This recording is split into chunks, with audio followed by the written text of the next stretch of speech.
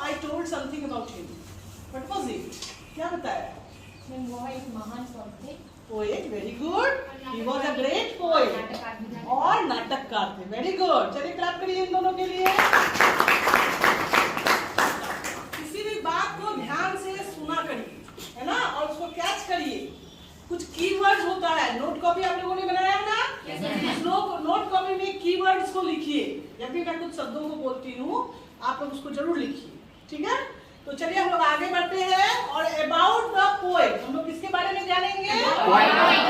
About the poet. उनका जन्म, born, BORN, born. हाँ, उनका जन्म कब हुआ था? 1564 में उनका जन्म हुआ था. उनकी मृत्यु हुई थी 1616 में उनकी मृत्यु हुई थी. विलियम शेक्सपियर का जन्म कब हुआ था? 1564 और उनकी मृत्यु हुई थी 1616. ठीक है, वो एक ग्रेटेस्ट प्लेराइट थे. प्लेराइट, नाटककार, बहुत महान नाटककार थे. उनकी बहुत सारे नाटक जो है ना, उनका प्ले जो है बहुत फेमस हुआ है. अभी आप लोग उनके बारे में भी जानेंगे, है ना. एंड पोएट इन इंग्लिश, और वो एक अंग्रेजी भाषा के महान कवि थे. ठीक है, इंग्लिश लिटरेचर के महान कवि थे. Poet in English literature. ठीक है, उनकी शादी बहुत कम उम्र में हो गई थी और उनकी वाइफ का नाम था एनी हैथवे. हाँ, उनकी पत्नी का नाम था एनी हैथवे. ठीक है, हम लोग आगे बढ़ेंगे. उन्होंने सोनेट्स लिखा था 154 सोनेट्स लिखे थे. सोनेट्स मतलब क्या होता है?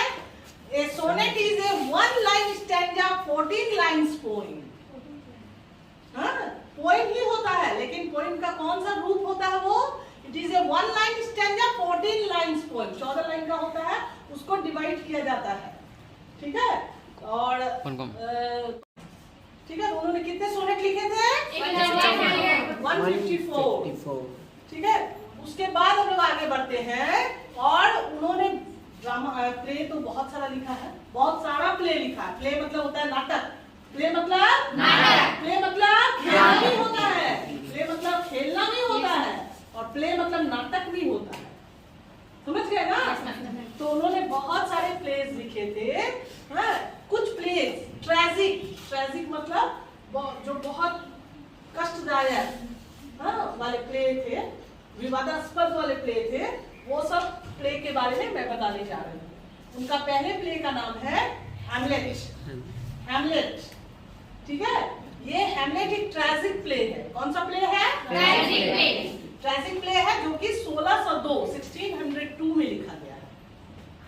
ठीक, उसके बाद ऑथेलो भी एक ट्रेजिक प्ले है. It is also a tragic play and it is written in 1604.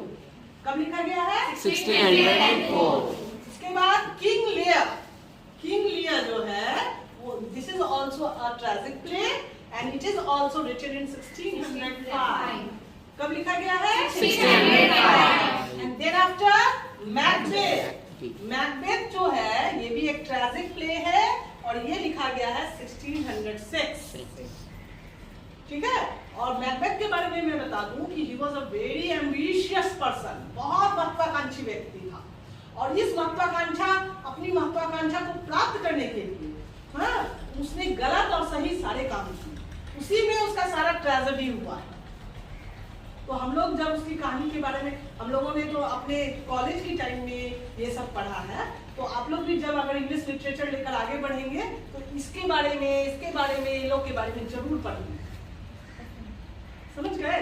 अभी आप इतना ही जान लीजिए कि these are the tragic plays written by William Shakespeare. Very good. Written by William Shakespeare. So okay, these are the tragic plays, and he has written sonnets, 154 sonnets.